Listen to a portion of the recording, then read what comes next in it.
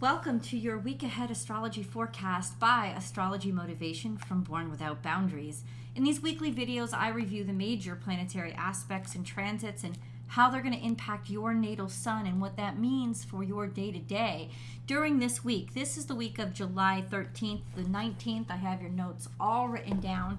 We're going to start really broad with the big things, the general sort of meta-conscious energy that's out there this week. And then I'm going to focus it down into Aries specific energy that all Aries should be aware of.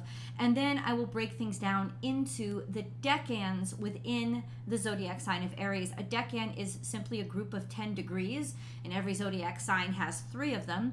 And by breaking them down into those 10-degree increments, I can really see and understand the exact aspects that are going to be impacting your natal suns. To enjoy this video and understand this video, all you need to know is your birth date. That's it, because I'll translate the degrees of the decans into the correlating estimated birth date spans, so you'll know who I'm talking about. If you want to know your the exact location of your natal sun in the zodiac sign of Aries, then go grab a natal chart. They're free. A lot of websites do it. You need your birth date, which you already have, your birth time, and your birth location, but in just a few seconds, once you put in that information, it spits out a whole natal chart for you, and you'll know. And then you'll also have your natal chart, which is just that deep dive into astrology. So let's get into the big stuff this week. And the truth is, there's a lot of big stuff happening this week. The biggest, the most major, I would say, are the shift of the nodes and the new moon, and they're both happening around the 17th, between the 16th and the 17th. It's on the 17th that the new moon in Cancer is occurring.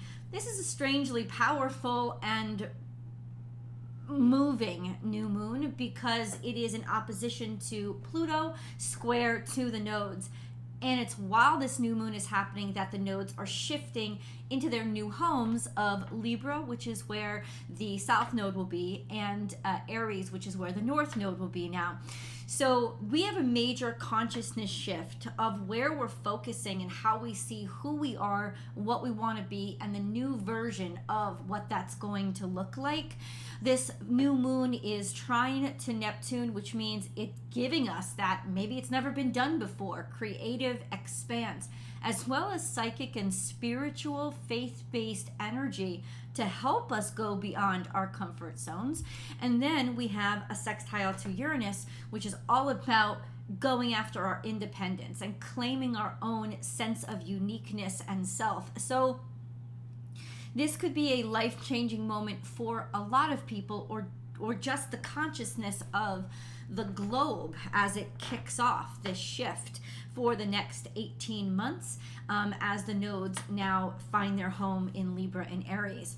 And then we have the shift of the nodes themselves. And what does that mean? Well, the nodes aren't actually separate entities. They're not planets. They're locations in the sky. They're points of demarcation, if you will, things that indicate different dynamics of the human condition, which is what astrology is. And so the human condition that the nodes analyze is our pathway, our path of growth from where we began to where we're headed. The north node represents where you're headed, and the south node represents where you're coming into the world from.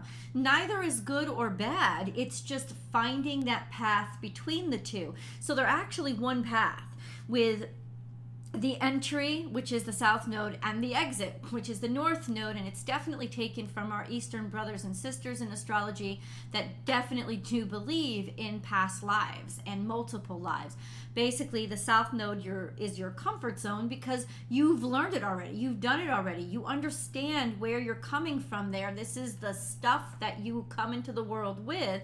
And then the north node is those challenges of, okay, well, what can we do with it? Or how are you going to use it? And what lessons do you need to learn to exit as a more highly evolved version of your soul? So when the nodes shift, it's a consciousness, or it's a sort of a mentality shift. The nodes right now, or for the past 18 months, not 18 years, 18 months, the nodes have been in South Node has been in Scorpio, and North Node has been in Taurus. North Node has been a little agitated. We're questioning our traditions. We're questioning our traditional systems and our value systems and our financial systems.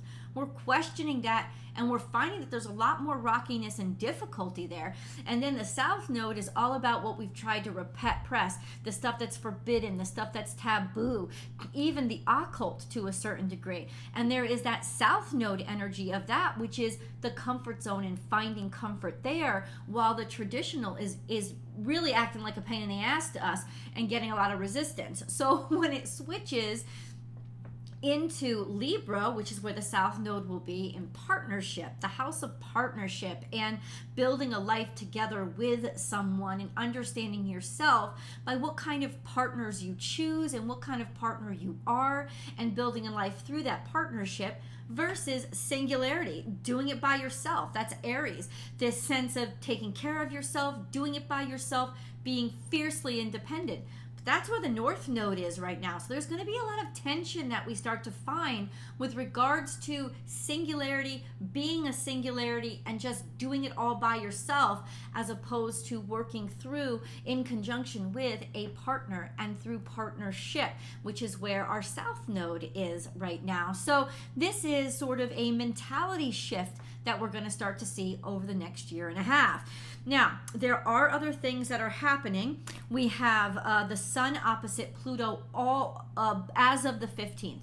So as of the 15th, the Sun opposite Pluto will last way beyond the new moon. It'll last into the week afterward. What does this mean? A dynamic change in who we are and the way that we understand our ego, where we allow ourselves to begin to end and others to begin. There's a huge break and questioning and hopefully metamorphosis in the ego itself. It can also be representative of a light being shown on things that we've tried to repress or pretend don't exist, or that we're ashamed of, feel guilty of, or things that are more taboo. And remember, that light is shining in from Cancer into Capricorn. So the light is, we got to take care of our families. We got to help our families. What has the Capricorn, the corporate, the law, the rules, the regulations, how has whatever's hidden there really opposed the safety and the health of the family? So those are dynamic questions that we're going to be answering globally right now as this energy shifts. We also have another really contentious energy, which is Mars opposite Saturn. This challenge of, but I want to get things done. Oh, but the rules and laws and regulations say you can't. So we have resentment and restriction as well. Mars is quincunx to Chiron, while Saturn is semi-square to Chiron. All through saying this little wicked triangle that's saying, we're not good enough. Why should we even try? Because no matter what we do, it doesn't matter, because there's such contentiousness where we talk about rules, laws, regulations, and the standards and the status quos versus I just want to move forward. I want to get things done. And there's no way to get them done because of all that crap coming from there. And then the contentiousness and the resentment, the anxiety that's building, and even in some cases the depression that's building, because Chiron is involved in this energy, when it's like, I give up. Giving up hope, a sense of hopelessness when you just feel like everything's blocked up. So there's a lot that really needs to explode this week, and that's what's happening on a global scale. We do absolutely still have for the most of the week until the 16th, Venus conjunct to Mars, but honestly, that's kind of diminishing in the light of all this other energy. We have Pluto trine to Uranus and sextile Neptune, and that's long term. Those are long-term energies that are going to go and go and go. And what is that telling us? Thinking outside of the box, dramatic changes that we were not even able to predict, that really draw us back to our connection to God and our connection to each other and our sense of spirituality, because we're reminded just how little we are and how little we know. So that's the major theme over the next decade. let's get into specifically Aries energy. And for Aries energy, what do I look at? I look at what's going on in the zodiac sign of Aries, and then I look at what's going on with your ruling dignitaries. So your ruling dignitary is Mars. It's always been, it hasn't changed. Mars is in that contentious opposition to Saturn. It's also in a quincunx to Chiron. So you have restriction and like restrictive, resentful, and even anxiety and anxious, anxiety ridden, because it's like, how can I get things done if you won't let me get things done? These changes have to be made, but you won't make them kind of energy. And then up through the 15th, there's also this conjunction with Venus, which means our desires and our impulses and our virility are really, really high. We want to move forward, but it's making it even more contentious because it seems like we just can't. So there's a big likelihood of frustration, anxiety, and maybe even some extreme cases, depression this week, that might flavor or color the way that you see this week or the way that you interact with people. So just be aware of that and allow self-care to be really high on your list this week, Aries. We also have in Aries two things now. We have Chiron, and Chiron's going to be there for a couple of more years. It's been there for a while. It doesn't move fast. It's still at 19 degrees, 19 degrees Aries, which puts it at the very end of the second decan of Aries. And then we have the North Node. As of the 17th, the North Node slides from 0 degrees Taurus into 29 degrees Aries, which means it's at the very end of the third decan of Aries. And over the next year and a half, it will go through all the three decans, every single one of the 30 degrees of Aries, which means all of you at one point, your natal suns will be conjunct the North Node. Right now, it's those of you who are born at the very end of Aries season, kind of the Aries-Taurus cusp, that are really going to be feeling this thud as Aries moves in, especially around that new moon. It's like in one day you could see your consciousness start to shift and change, and it all flood up to your face, as in, I've been too self-isolated. I've been lonely too long. And this consciousness shift to how do I integrate the opposite, the partnership, more into my life. So that could come into front and center for the next year or so for you guys. So let's get into the decans, shall we? So a decan is a group of 10 degrees. All zodiac signs have 30 degrees. If you know your natal sun is located between 0 and 9 degrees Aries, you are decan 1. In terms of birthdays, this correlates to March Aries. So anybody born between, say, the 21st, 22nd of March all the way through the 30th of March, maybe the 1st of April, would be an Aries 1. Especially if you're born at the cusp. In fact, only cuspers, that would be the 21st, 22nd, 23rd of March. Your natal suns are conjunct to Pluto, and they are they're conjunct to Neptune, and they're sextile to Pluto.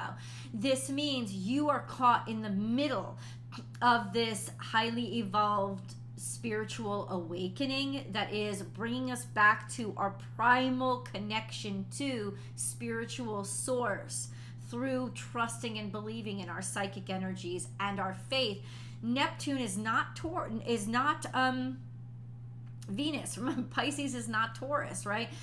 That would be all about religion. Neptune is more about spirituality and something that we all own. It's not about the rules, laws, and regulations at all. It's about just this normal, primal, fluent flow of our connection to the divine and the undefined. So if your life has suddenly become far more spiritual suddenly, you know why, Aries Taurus cuspers. Through the 16th of this week, your natal suns are going to be trine to Mercury, which means there's fluency when it comes to the way that you communicate.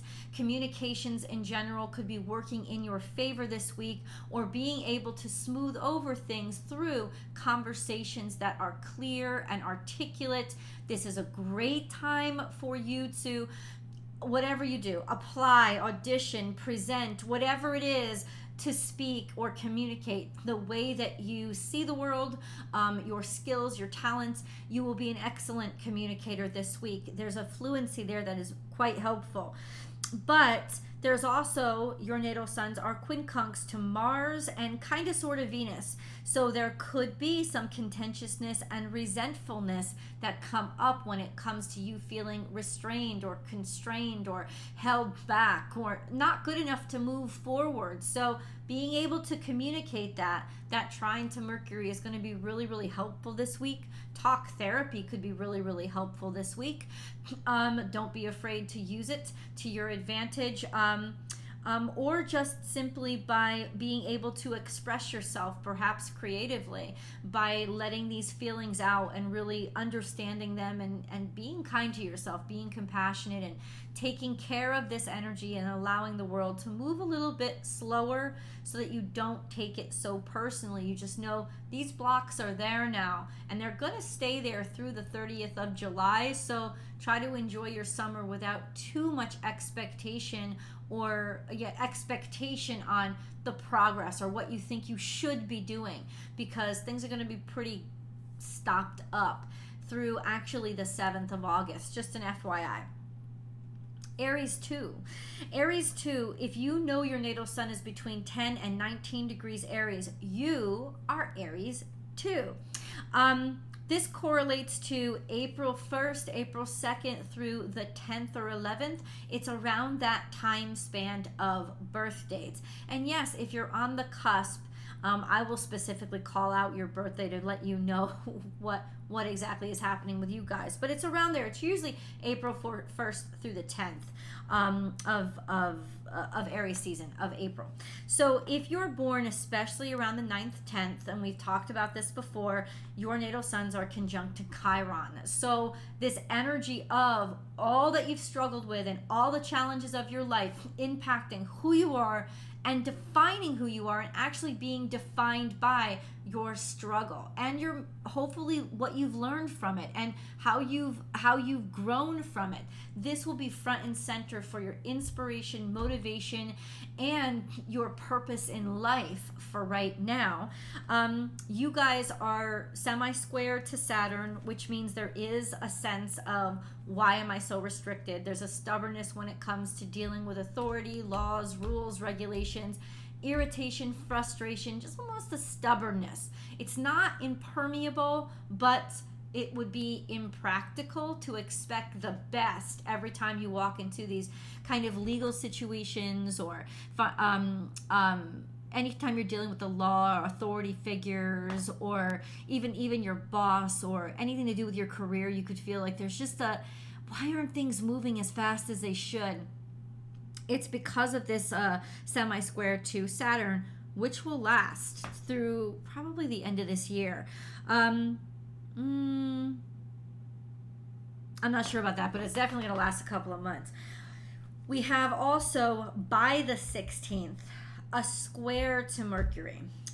Square to Mercury, so as of the 16th, get done your important stuff before the 16th, even before the 14th, in the beginning of this week, because Aries 2, a square to Mercury is going to make things pretty, it's almost like your own little mini Mercury retrograde. That's how it's going to feel. It's not that Mercury is in retrograde, but it's going to feel like, why did my tire just pop? Like, why didn't this email go through? Like, why? Because of the square to Mercury. Stumbling over your words, not being able to get your thoughts out correctly, just all those symptomatic Mercury retrograde symptomatic things, challenges between the way that you communicate and how you perceive information or information coming in. You could be waiting on information that's just not moving forward. All of that crappy crapness could really be combating with progress this week. Just let it slide, guys. Let it slide, but don't try to do anything important this week. That's really important because you'll just put more stress on yourself. It's not a good time to take tests. It's not a good time to give interviews. It's not a great time to apply for work. It's not, because it'll fall on dead ears or it'll be missed or the email won't go through. It's just kind of an irritating time. And so wait for the important stuff for next week. Just an FYI.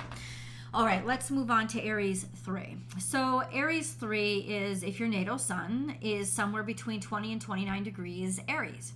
The correlating birthdays would be April 11th through, say, the 21st. It's you guys that are conjunct the North Node, especially if you're born around the 20th or 21st of April, because it's hitting that last degree of Aries, and it would be you on the Taurus cusp that feel that thud of the North Node. And I gotta tell you, I don't want to say anything bad about it, but everybody that has the North Node has a tough year. There's major changes that have to go through in their life. And people offer more resistance to their energy because the North Node puts in your face what we all have to frickin' work on, and what is maybe making us have to work harder, or why are we challenging ourselves so much with this North Node energy. So there could be just like a feeling of discomfort or agitation that you haven't felt. You guys have probably been feeling it for a while, because the North Node has definitely been conjunct to your natal suns anyway, but now it really puts it through most of the third decan. So all of you guys will suddenly start to feel it when it thuds into your natal sign of Aries. So that's as of the 17th. Now, all week long, your natal suns are square to the actual sun, which puts you guys square to the new moon on the 17th. You're right at the nodes. You're square to this energy. You're really getting the big old thud of it's like you need to release energy somehow. And I think this new moon is forcing you to see all that you're missing by not releasing this old fucking energy. This is a sense of, can we start new? We can if I dump my burdens. I can if I stop carrying this load. What have I learned? What can I understand now?